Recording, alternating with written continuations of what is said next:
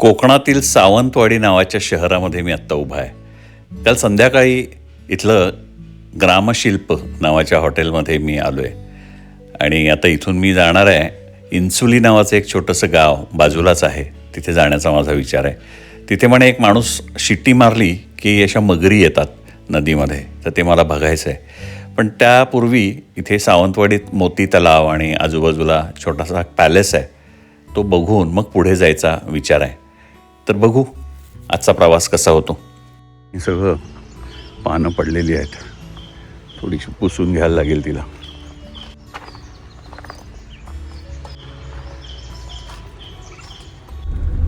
कोकणात काही शहरं आहेत जी माझ्या खूप जवळची आहेत, खूप आवडीची आहेत. त्यापैकी एक सावंतवाडी शहर. इथे मी कधीही आलो तरी मला खूप आनंद आणि खूप समाधान मिळतं. पूर्वी कामानिमित्त मी ठाण्याहून गोव्याकडे बाय रोड नेहमी जायचो, म्हणजे वर्षातनं 12-15 वेळा माझ्या फेऱ्या व्हायच्या. त्यामुळे माझा प्रत्येक वेळेला मुक्काम हा सावंतवाडी किंवा कुडाळमध्ये असायचा.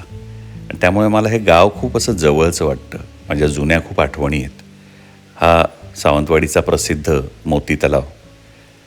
इथे सकाळचं वातावरण खूप सुंदर असतं, अतिशय शांत. लोक चालत असतात, योगासनं प्राणायाम करत असतात.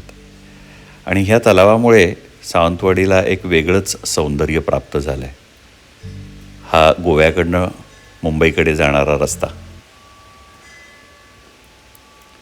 आणि अगदी त्याच्या समोर हा सावंतवाडी पॅलेस आहे.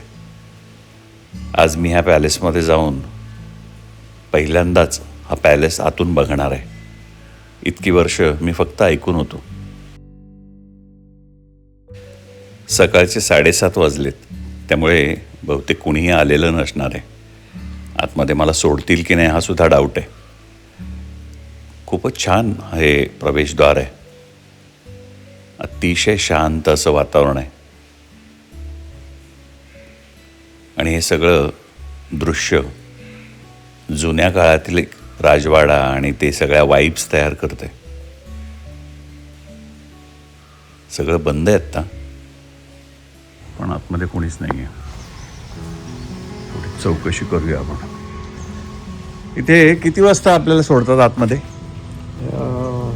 बघायचं आहे. हां, बघायचं आहे. नुसतेच बघणार का शूटिंग थोडंसं व्हिडिओ शूटिंग करणं. कोणी माहिती द्यायला आहे काय? हो. किती लोक आहेत? एकटाच आहे मी. एक चावी घेण्यात तुम्ही माझ्याबरोबर या तिकडून सुरू करू. तिथून जाऊया. हो. तुम्ही इथे बघता का सगळं? ना बाकीचे 35 लोक आहेत. आता हळूहळू येणार. 9 अच्छा वाजले ना. अच्छा. मजूर लोक आहेत. तुमचं नाव काय? पोटणीस मोरेश्वर केशव पोटणीस. पोतनीस. बरोबर.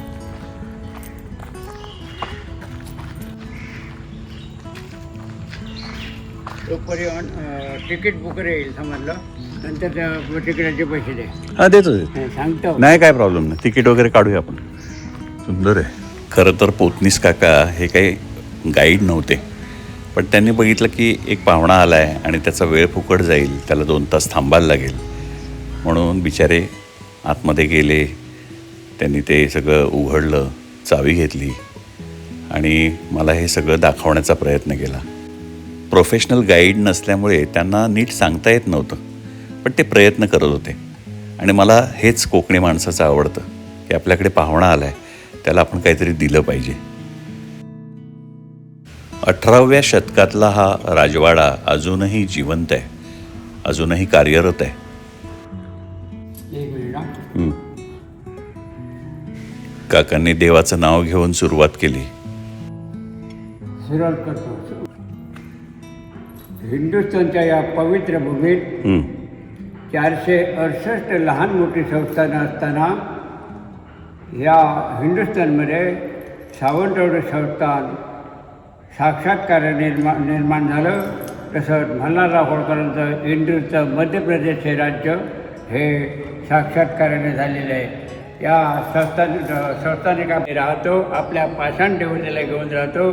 त्या पाषाण देवतेचं नाव आहे. काका जे सांगत होते ते माझ्या काही डोक्यात जात नव्हतं.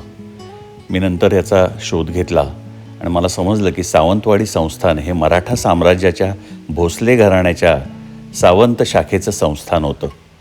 खेमराज सावंत हे या संस्थानाचे पहिले महाराजा होते. त्यांचा काळ हा संस्थानाच्या सुवर्णयुगांपैकी एक मानला जातो.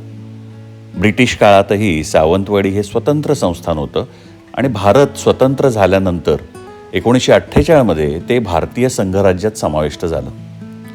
या पॅलेसची वास्तुकला खूप विशेष आहे. म्हणजे पारंपरिक मराठी वाड्यांपेक्षा यामध्ये युरोपियन शैलीचा प्रभाव आपल्याला जास्त दिसतो. मोठ्या मोठ्या कमानी, लालसर रंग, लाकडी गॅलऱ्या आणि प्रशस्त वरांडे यामुळे हा राजवाडा लक्ष वेधून घेतो.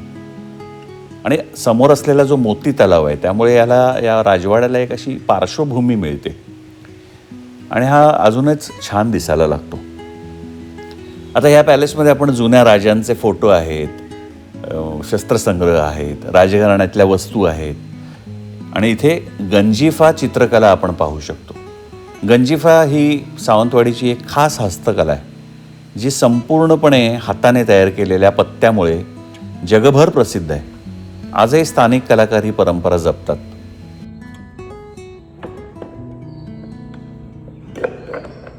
सैन्य राहायचं का पूर्वी? आणि गुप्तहेराने बातम्या दिली तर सेनापती लढावर पाठवत असे आणि समोर हत्ती घोडे उंट वगैरे बांधलेले असायचे. पोतनीस काका मला सांगत होते, या शहराची माहिती देत होते की 17व्या शतकात सावंतवाडी हे भोसले घराण्याचं एक प्रमुख ठिकाण होतं. माणिकगड किल्ल्याच्या परिसरामध्ये सावंतवाडीची स्थापना झाली आणि पूर्वी हे राजघराण्याचं निवासस्थान होतं आणि त्यांना कला, नक्षीकाम, संगीत यासाठी ते प्रसिद्ध होतं. नंतर 20व्या शतकामध्ये सावंतवाडी नगर परिषद म्हणून विकसित झाली. पोतनीस काका आपुलकीने मला तिथलं म्युझियम दाखवायला म्हणून घेऊन गेले.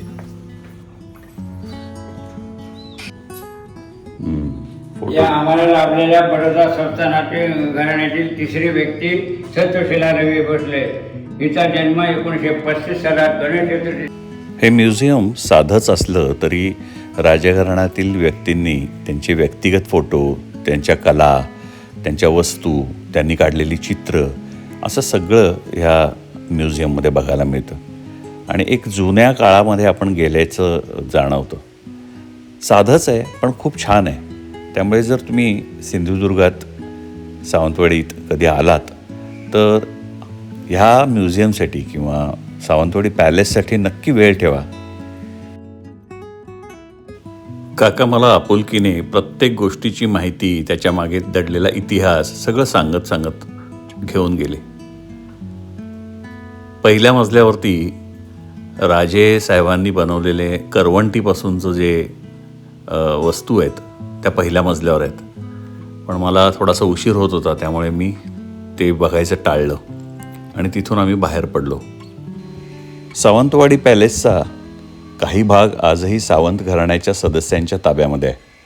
काही खोल्या खाजगी निवासस्थान म्हणून वापरलेही जातात आणि राजघराण्याच्या सदस्यांनी काही सांस्कृतिक कार्यक्रम, वार्षिक उत्सव इथे आयोजित केलेले असतात. त्यामुळे हा पॅलेस फक्त इतिहासाचा ठेवा नाही तर अजूनही एक जिवंत घराण्याचा अनुभव देतो. ह्याचं तिकीट किती आहे? तिकीट त्याचे 30 रुपये. बरं, म्हणजे व्यक्तीचा. ठीक आहे. आणि तुम्हाला सांगतो आपले पण हां, फोटोग्राफी जर काढायची असेल ना तर कम्प्लीट 1 तासाला 1,500 रुपये घेतात. लक्षात ठेवा. तुम्हाला आपलं काका साधारण माझ्या वडिलांच्या वयाचे होते. मला एव्हाना त्यांच्याबद्दल आपुलकी वाटायला लागली होती म्हणून मी जाताना त्यांच्या हातावर काहीतरी पैसे ठेवायला लागलो तर ते बिलकुल घ्यायला तयार नाहीत. त्यांनी सांगितलं, नाही मला पैसे नको, तुम्हाला बरं वाटलं ना यातच मला आनंद आहे. तर अशी ही कोकणी माणसं आहेत, मनाची श्रीमंती असलेली. पोतनीस काकांचा निरोप घेऊन मी इंचोलीच्या दिशेने निघालो. हा रस्ता मला खूप आवडतो. अरुंद असला तरी माझ्या जुन्या आठवणी जाग्या होतात ह्या हायवेवर. सावंतवाडीहून इंचोली हे गाव 6 किंवा 7 किलोमीटरवर आहे. पण अतिशय रम्य असा हा प्रवास आहे. त्या गावात एका व्यक्तीने म्हणे धरणात आलेली मगरीची 2 पिल्लं सांभाळली आणि आता हळूहळू तिथे जवळजवळ 29-30 मगरी झालेल्या आहेत. ते बघण्याची माझ्या मनामध्ये खूप उत्सुकता होती.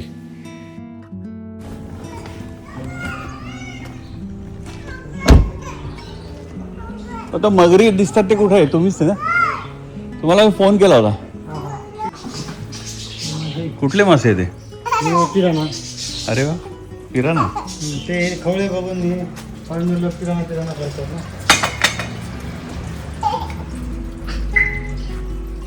कुठे आहे ते? तुमचं काय नाव? माझं रामचंद्र विष्णू चराटकर.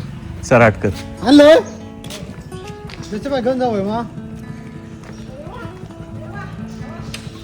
खरं तर चराटकरांना मी मुंबईहून निघतानाच फोन केला होता, पण त्यांचे 2 मित्र आले आणि त्यांचं काहीतरी काम निघालं आणि मला ते काही फार वेळ देऊ नाही शकले. 1-5 मिनटं फक्त माझ्याबरोबर थांबले आणि निघून गेले. खरं तर ह्या चराटकरांनीच त्या 2 मगरीच्या पिल्लांना मोठं केलं, वाढवलं, त्यांना खायला घातलं.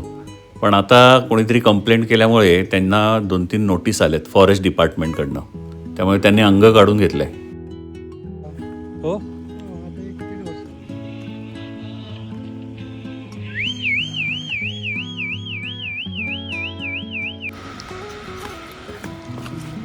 त्यांना खायला आणून घातलं तर चालणार नाही ना? खायचं बंदच केलं.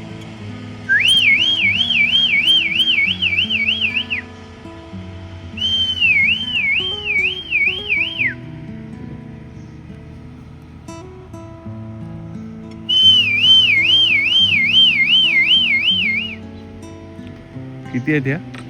29. ह्या चराटकरांचा चिकनचा व्यवसाय आहे. त्यामुळे संध्याकाळी दुकानात उरलेलं चिकनचे जे सगळे पार्ट्स असतात ते आणून ते ह्या मगरींना टाकायचे आणि शिट्या मारल्या की ह्या सगळ्या मगरी तिकडे जमा व्हायच्या.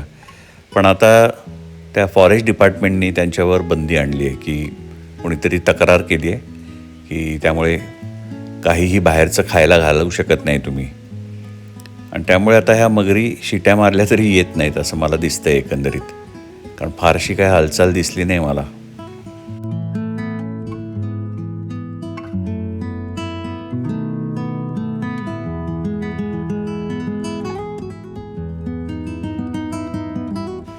जसं एखाद्या जंगलामध्ये वाघ असणं म्हणजे त्या जंगलाचं संपन्न असणं समजलं जातं, तसं मला जाणवलं की कोकणामध्ये या नद्या नाल्यांमध्ये मगरी आहेत म्हणजे नैसर्गिक संपन्नता आहे. आता हा माणूस बघा किती जवळ आहे, तिथे बायका कपडे धुत आहेत, पण मगरींनी अजून हल्ला केला आहे असं एकदाही झालेलं नाही आहे इथे, असं चराटकरांनी सांगितलं.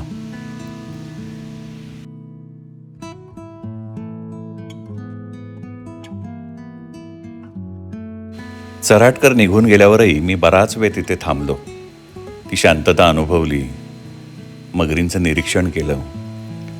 खरं तर मला कुठून तरी खाली उतरून त्या मगरींना जवळून बघायचं होतं. शक्य झाल्यास त्या फॉरेस्ट डिपार्टमेंटच्या ऑफिसर्सना भेटायचं होतं, पण काहीच समजलं नाही तिथे कुठे आहे ते. थोड्या वेळ तिथे थांबून मग मी पुढच्या प्रवासाला निघालो. तिथून मला खवण्याला यायचं होतं. यशवंत कोळंबकर हा जो खवण्यातला तरुण आहे त्याला मी आदल्या दिवशी फोन केला होता.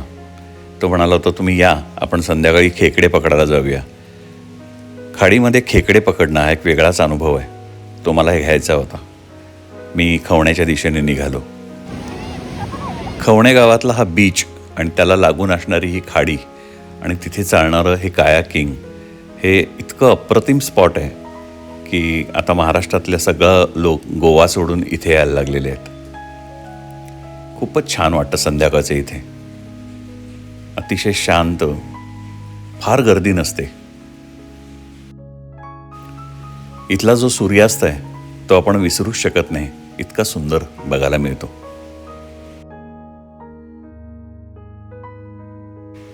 या खवणे गावामध्ये मी ह्या आधी 4-5 दिवस राहिलोय. खवण्याचं बीच, तिथली मासेमारी, तिथलं जीवनमान यावर मी 2-3 व्हिडिओ केलेले आहेत. जर कोणाला बघायचे असतील तर ते बघू शकता. खवण्यामध्ये सुरू झालेलं हे जे कायाकिंग आहे हे आता महाराष्ट्रामधलं सगळ्यात प्रसिद्ध असं ठिकाण झालेलं आहे कायाकिंगसाठी. यशवंतची वाट बघत मी बीचवर थांबलो. यशवंत माझ्यासाठी एक वेगळीच होडी घेऊन येणार होता. आणि त्या होडीतनं आम्ही खेकडे पकडायला म्हणून जाणार होतो.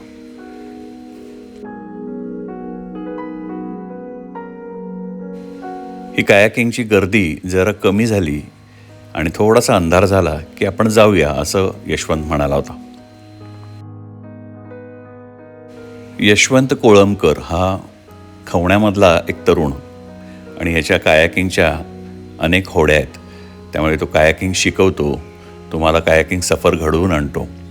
जर कोकणात खवण्याला कधी आलात तर ह्या तरुणाला नक्की भेटा. हा तुम्हाला एक वेगळाच अनुभव देऊन जाईल.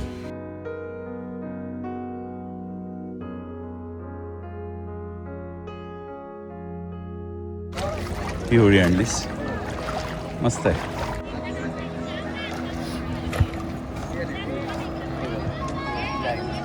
अच्छा, ही जाळी आहे का?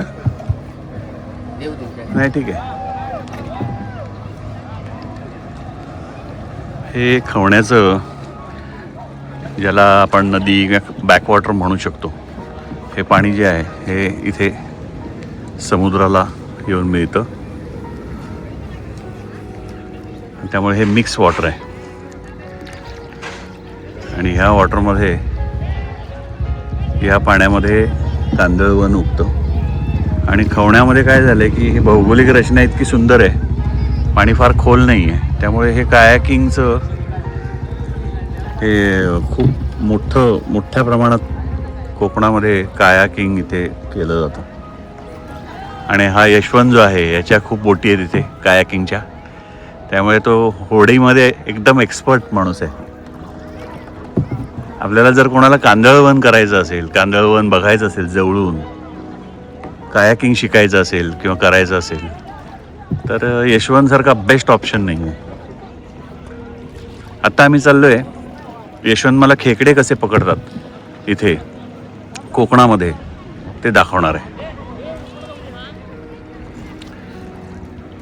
हे बघा, हे जर आजूबाजूला बघितलं तर सगळे कायाकिंग करणारी लोक तुम्हाला दिसतील. इथे सूर्य अस्ताला चाललाय. खवण्याच्या या बॅकवॉटरमध्ये पाणी फार डीप नसल्यामुळे इथे होडी वळवण्यासाठी अशी काठी वापरतात असं यशवंत मला सांगत होता.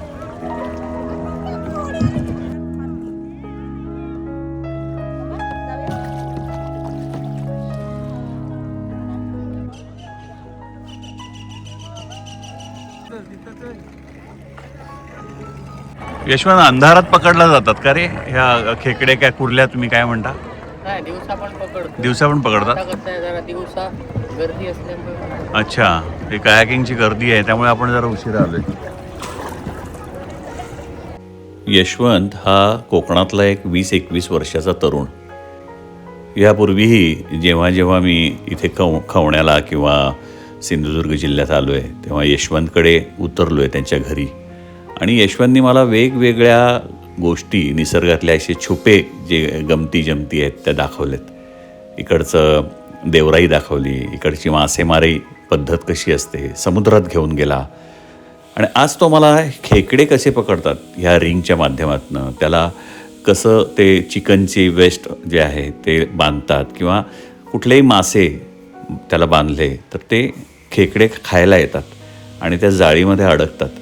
जो मूळ कोकणी माणूस आहे तो कोकणामध्ये का टिकला, का राहू शकला, तर तो कोकणाचा एक भाग आहे, या निसर्गाचा एक भाग आहे. हे त्यांनी समजून या निसर्गाला आपलंसं केलं, निसर्गामध्ये स्वतःला असं विलीन केलं की त्याला तो उपरा राहिला नाही. त्याला ह्या निसर्गामध्ये कसं जगायचं ह्या सगळ्या गोष्टी समजत गेल्या. त्या अर्धा एक तासामध्ये यशवंतनी मला ही छोटीशी होडी चालवायला शिकवलं. हे दिसतं तेवढं सोपं नाहीये. आता वळवायची असेल इकडे तर कसं, त्या बाजूला हा असा आडवा मारलात ना, असा असा, हा ही अशी राईटला वळणार तुमच्या. अच्छा, हा असा लांब धरून मारायचा, बोटी पासून लांब. आता आपण लेफ्टला वळलो, लेफ्टला चाललं. लेफ्टला वळायचं असेल असं करायचं. आणि या उलट कशी पुढे पाणी ढकललात ना तर मग राईटला वळते, म्हणजे जमतंय तुम्हाला. तिकडे टाकूया थोडं खेकड्याला. हो. जसा जसा अंधार व्हायला लागला हे कायाकिंगची गर्दी हळूहळू कमी व्हायला लागली. आता हे प्रत्यक्ष तो रिंग टाकतोय. हे आहे ना, हे बघा, हे असं उभंच टाकायचं. आता मी कसं टाकतोय ते बघा. हे बघा, टाकताना आता असं टाकायचं आणि ही दोरी अशी व्यवस्थित अशी बाजूला सोडून द्यायची. ते जर का उलटं पडलं ना तर मग खेकडा मिळत नाही, निघून जातो. त्यामुळे सरळ टाकलं पाहिजे.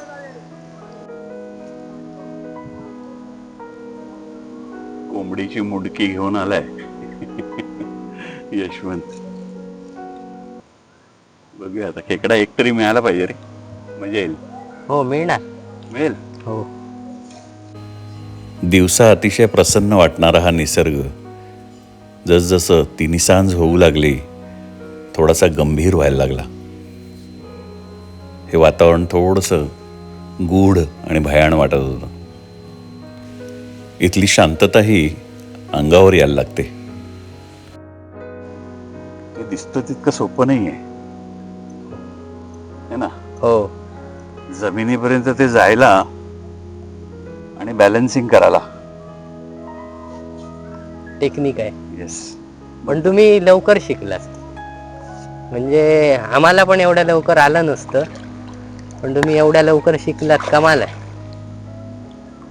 बघूया आता, ही दोरी तरी आहे इथे. सापडतं का बघ रे.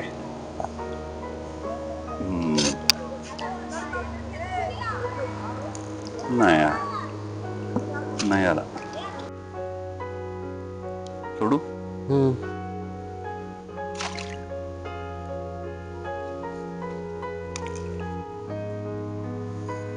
आता हे तरंगत राहणार आहे आणि हे थोड्या वेळाने 5-10 मिनिटांनी येऊन बघायचं.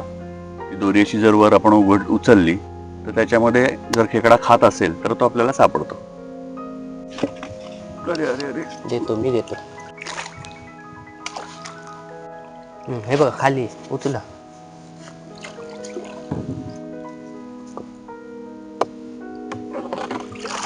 आली, खेकडा आलाय. घ्या, आतमध्ये घ्या. पहिला खेकडा आलाय. पहिला खेकडा सापडलेला आहे. काय पहिला आपला खेकडा आजचा. त्या दुसऱ्याकडे बघूया. दुसरीकडे इथे काय झालंय, सगळे वर कायाकिंग करतायत ना, त्या आवाजाने ते येत नाही. जरा शांतता पाहिजे. आणि खरं तर हे म्हणे, आता यशवंत सांगत होता की काळोख झाला की ते सगळे ऍक्टिव्ह होतात, ही सगळे छोटे छोटे मासे, खेकडे. त्यामुळे हे लोक अंधारात येतात. फक्त व्हिडिओ बनवायचा म्हणून आम्ही थोडं लवकर आलो, नाही तर खरं तर अंधारातच यायला पाहिजे. अर्थात माझ्याकडे आता टॉर्च आहे. टॉर्चच्या लाईटमध्ये आपण बघूया. चावतील पायाला. ठीक आहे, चला आता दुसरं आपण बघूया. दुसऱ्यात काय सापडलंय का. चावायला तयार आहे तो. चावला. चावणार. शेवटी 7-8 खेकडे पकडून आम्ही घरी परतलो. 6-7 जवळजवळ खेकडे मिळाले. नाही चलताना मारू भय. आता ह्या वहिनी मस्त त्याचं कालवण करतील. चला, थँक्यू. आता पकडलेले जे खेकडे होते ते यशवंत म्हणाला त्याची काकी खूप छान करते, म्हणून खास काकीकडे घेऊन आलाय. आणि आता ते त्यांनी बनवून मला ते दिलेलं आहे. आणि हे काय, सौंदाळे. हे सौंदाळे. हे पण मस्त अतिशय टेस्टी मासा आहे.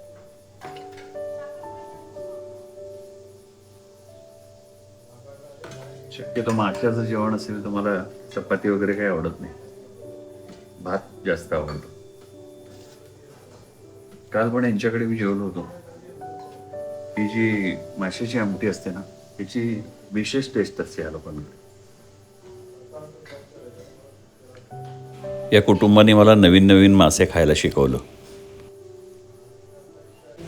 यशवंतच्या आईच्या आणि काकीच्या दोघींच्या हाताला काही वेगळीच सवय. म्हणजे पोट भरतं पण मन भरतच नाही. भरत नसतंय. माकुल. सकाळी जे समुद्रात माकुळ पकडलं होतं, ते स्क्वीड, ते आणि खेकडा असं मिक्स कालवण केलेलं आहे त्यांनी. मस्त आहे. थोडंसं चिवी आहे, पण मस्त आहे, टेस्ट मस्त आहे. ही यशवंतची आई, यांचा कुडाळला माशांचा व्यवसाय आहे. जेव्हा जेव्हा मी खवण्यामध्ये येतो, ही माझ्यासाठी अगदी बहिणीसारखी माया करते. मला आवडतात ते मासे तळते, वेगवेगळ्या आमट्या करते, खूप प्रेम करतात ही लोकं माझ्यावर. कोकणात मी आजूबाजूला कुठे आलो हे कळलं तरी हे कोळंबकर, यशवंतचे बाबा मला म्हणतात, नाही नाही येऊन जाच तुम्ही. तर अशी ही कोकणातली प्रेमळ माणसं. तुम्हाला हा एपिसोड कसा वाटला कॉमेंट करा, मला कळवा. चॅनलला अजून सबस्क्राईब केलं नसेल तर सबस्क्राईब करा. इथेच निरोप घेतो. धन्यवाद.